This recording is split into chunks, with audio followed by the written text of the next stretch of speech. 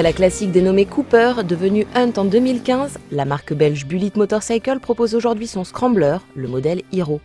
Grande fourche inversée très ouverte, roue à rayon de 18 pouces à l'avant et de 17 à l'arrière, chaussée de gomme à crampons, partie arrière tronquée au niveau de l'assise matelassée, ligne d'échappement haute, cette Hero se donne des airs de Ducati Desert Slade, voire de Yamaha DTMX. Nouvelle vintage au look singulier, elle invite à prendre de la hauteur sur sa selle perchée à 910 mm du sol.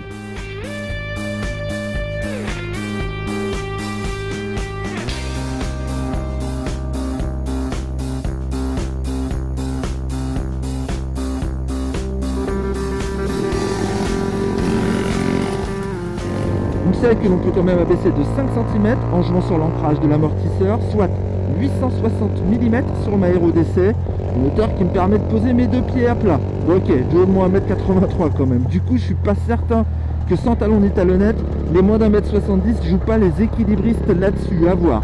Pour le reste, je suis franchement bien installé, hein. La selle est plate, les repose-pieds pièges à loup sont placés dans l'axe de la base de l'assise, du coup mes jambes ne sont pas du tout repliées.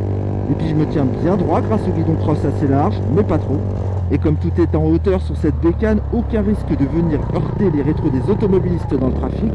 On passe au-dessus.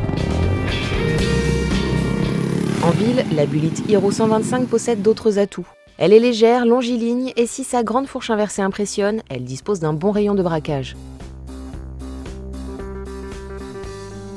Plus évolué que celui de ses concurrentes, son système de freinage est également très sérieux. Il s'articule autour d'un gros disque pétale avant de 275 mm, pincé par un étrier à double piston, qui répond à un disque arrière de 210 mm, mordu par un étrier à simple piston. Et pour prévenir les autres usagers de votre arrivée, Bullitt n'a pas lésiné sur l'identité sonore de son Scrambler.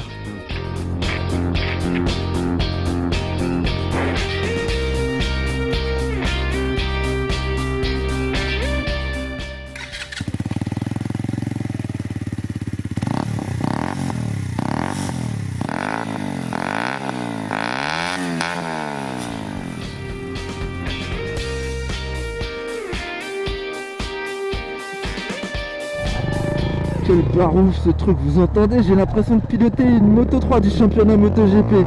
C'est un son grave qui sort du pot court et fermé au bout, la façon super trap comme on en voit souvent sur les customs. Il est franchement sympa pour moi, je l'avoue, mais ça doit quand même être un poil dérangeant pour les autres, hein. Oh, tu m'étonnes. D'autant plus qu'on change souvent de vitesse sur la Hero dont les rapports sont plutôt courts. Sauf pour la 5e, ce qui permet de ménager un petit peu la VMAX, mais celle-ci est plutôt réduite puisque je parviens très difficilement à dépasser les 100 km/h au compteur. Bon, en même temps, vu les grosses tétines des boudins, là, j'ai pas vraiment envie qu'il roule plus vite ce joli Scrambler.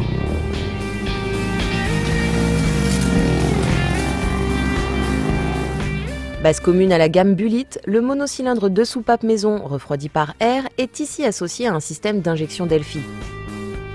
Il développe une puissance maximale de 11,5 chevaux à 8750 tours minute et sa valeur de couple de 9 Nm intervient à 7750 tours. Des performances utiles pour s'échapper de la ville, car cette singulière Hero, au style très en vogue, avec ses plaques latérales et sa casquette de phare tout-terrain, n'est pas seulement faite pour briller aux terrasses des cafés.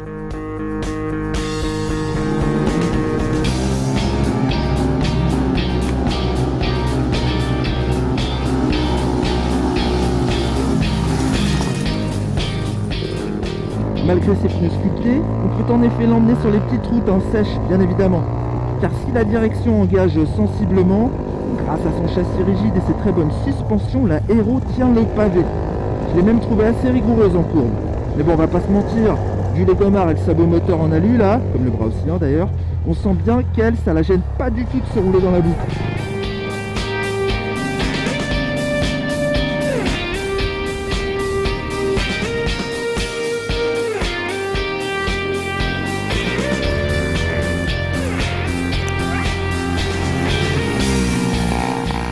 En TT, on apprécie ses garde-sol de 25 cm, le grip des pneus, la direction facile à guider et la position de conduite debout sur les repose-pieds.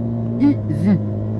Les pattes du réservoir offrent un bon maintien et avec la protection du pot, on limite les brûlures au niveau des mollets. Et puis ils ont même pensé à greffer un sélecteur de vitesse et un embout de pédale de frein rétractable en cas de chute. Pas bête. En revanche, avec un freinage couplé à la pédale de frein, on regrette cette foutue législation Euro 4 en mode TT.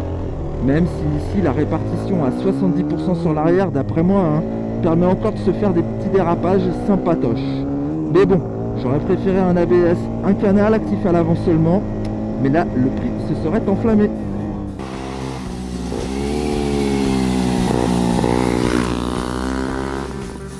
Et oui, car le tarif de la Bullitt Hero 125 est un dernier point positif à ce scrambler. 2 899 € en coloris unique gris mat titane. Au final, cette Hero est donc une 125 permis B ou A1 au style rare et qui figure parmi les mieux équipées de cette catégorie de motos vintage d'origine chinoise. Elle est en effet mieux lotie et mieux fabriquée que la Masai Scrambler 125, sa concurrente directe, qui elle se négocie au tarif de 2 490 €, ou que la Mash Scrambler 125, beaucoup plus basique, vendue 2 245 €.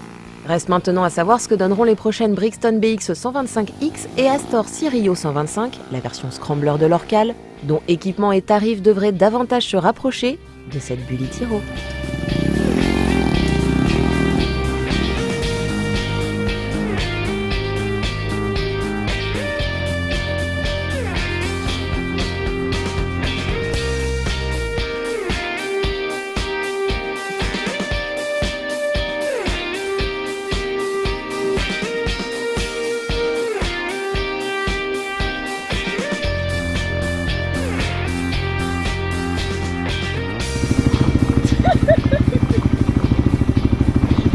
J'ai commis.